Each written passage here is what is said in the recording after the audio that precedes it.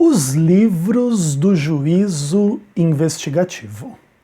Eu sou Ezequiel Gomes, você está no canal Vem Senhor Jesus e hoje a gente continua a nossa série sobre a doutrina do juízo investigativo e agora estamos numa transição entre o nosso estudo de Daniel 8 para os próximos vídeos, onde a gente vai falar sobre o livro de Levítico. Mas antes da gente entrar no livro de Levítico de uma forma um pouco mais intensa, um pouco mais profunda, eu gostaria de endereçar uma questão bastante interessante que muitas vezes é evocada criticamente ou com curiosidade da parte das pessoas em torno da ideia do juízo investigativo. Algumas pessoas são curiosas, outras ridicularizam a ideia de que existem livros lá no céu e que precisam ser de alguma forma consultados, um tipo de investigação em função aí de questões sobre pecado. E como é que é isso em relação a um Deus onisciente e etc., em função de muitas questões interessantes, tá bom?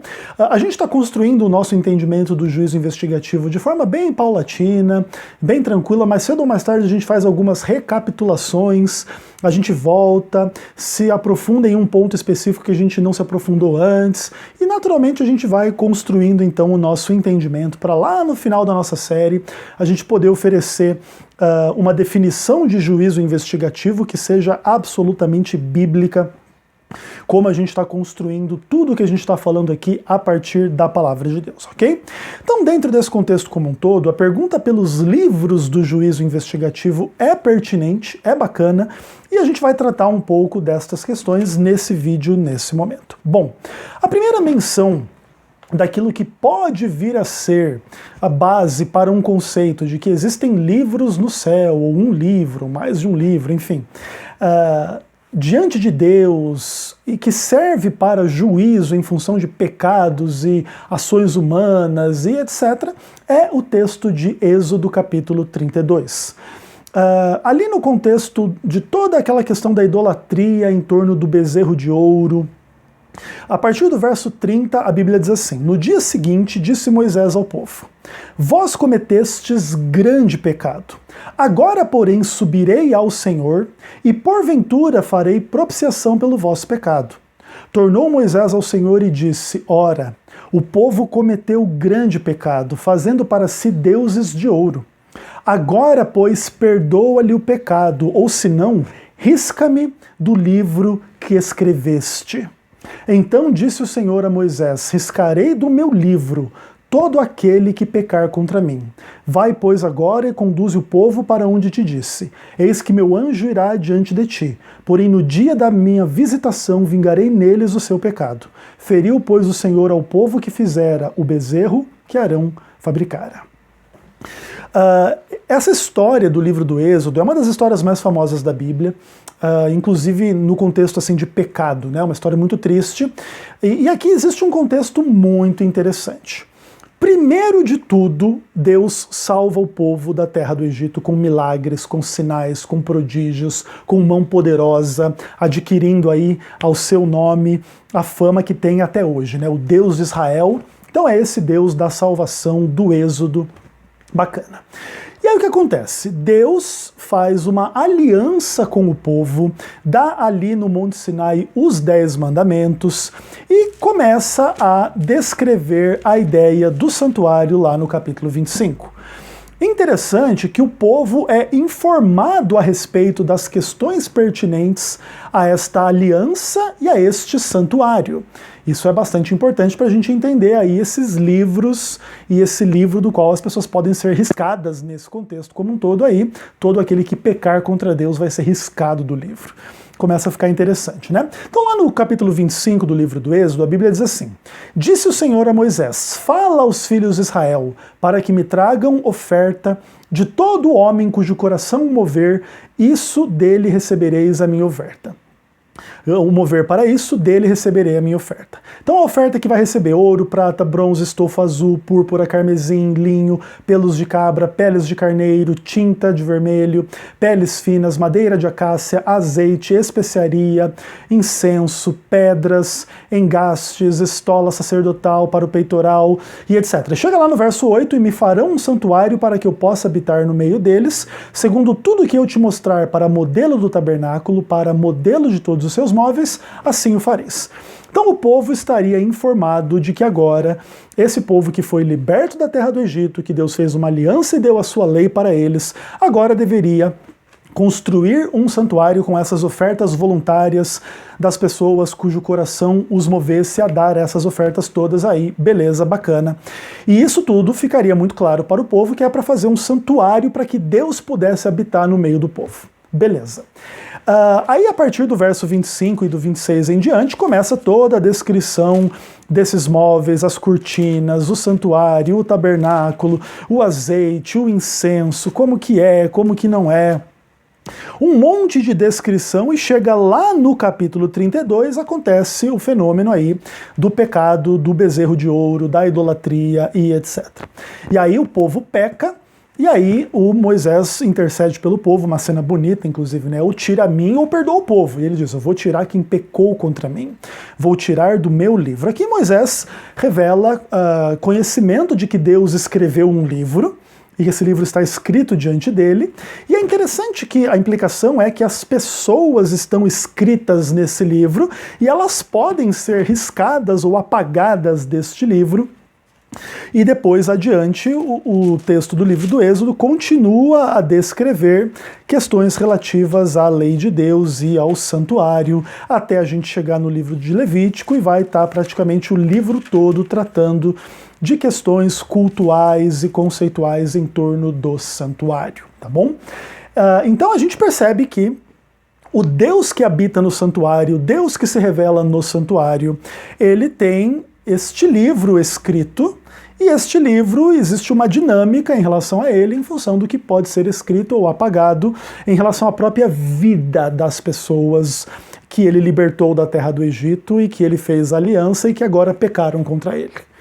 Então olha que interessante, o Êxodo como grande símbolo da salvação, inclusive no Novo Testamento, a passagem pelo Mar Vermelho como símbolo do batismo, e tem toda essa simbologia e essa conexão entre Antigo e Novo Testamento, então implicam na vida dos salvos, aqueles com quem Deus tem uma aliança, caso vierem a pecar contra Deus, naturalmente aqui entendemos como um símbolo do pecado contra o Espírito Santo, o pecado imperdoável, seriam riscados do livro que Deus escreveu.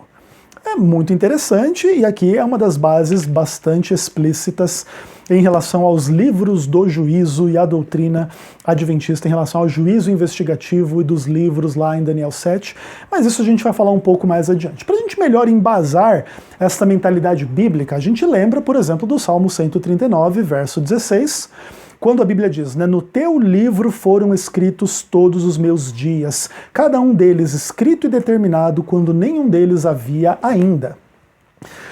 Interessante, Moisés fala, né, o livro que escreveste, né, a escrita do livro está no passado, mas Deus ainda pode apagar o nome de alguma pessoa em função dos pecados presentes, né? O que é interessante, seja como for, aqui o livro também está escrito. O que está escrito nesse livro?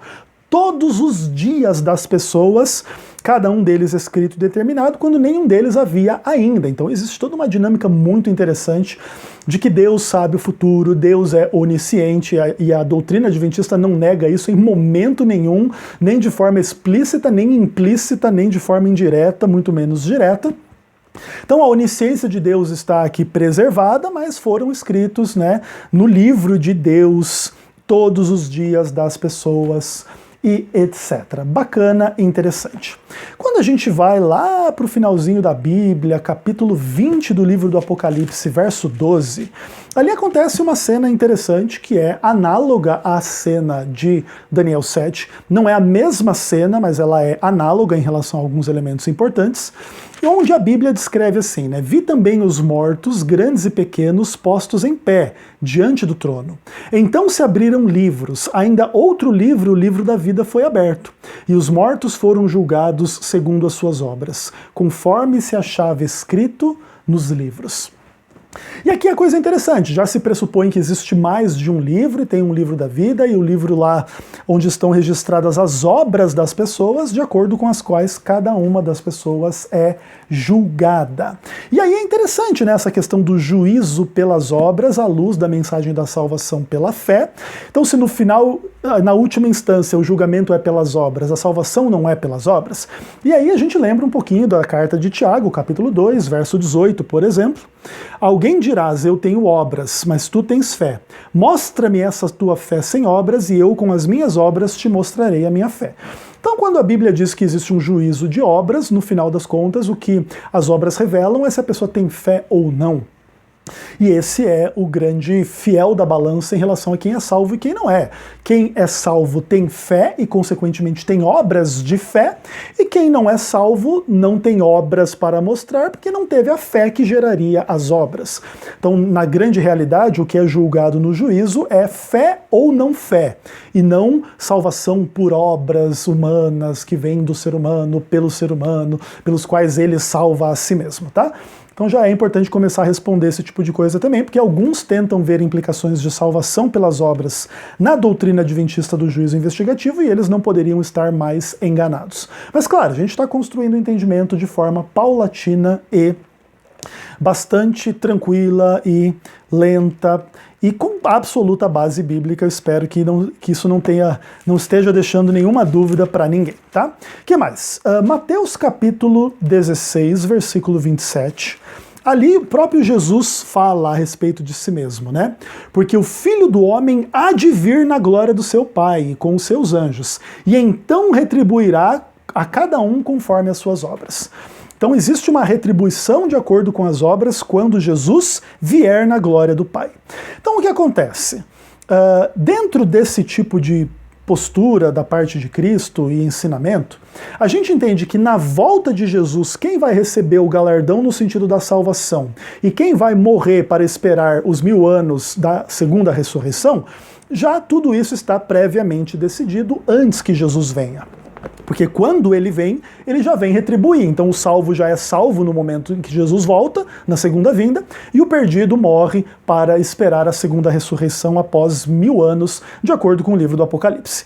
Então perceba, o juízo investigativo em função destas obras, destas vidas, dessas coisas todas escritas nos livros celestiais, precisa acontecer antes da segunda vinda de Jesus, onde os casos já estarão definidos para a vida ou para a morte, ok? E aí é uma coisa interessante, de acordo com as obras de cada um, que revela a fé de cada um. Beleza. Aí existe um outro texto muito interessante antes da gente partir para Daniel 7, que é o texto de Malaquias capítulo 3. Esse para mim é um dos textos mais bacanas para a gente embasar algumas questões relativas à ideia do juízo investigativo e desses livros todos aí que vão ser abertos lá em Daniel 7. Aí a Bíblia diz assim, Malaquias 3 a partir do verso 13. Vossas palavras foram duras para mim, diz o Senhor. Mas vós dizeis, que temos falado contra ti? Vós dizeis, inútil é servir a Deus. Que nos aproveitou termos cuidado em guardar todos os seus preceitos e andar em luto diante do Senhor dos Exércitos? Ora, pois nós reputamos por felizes os soberbos. Também os que cometem impiedade prosperam. Sim, eles tentam ao Senhor e escapam.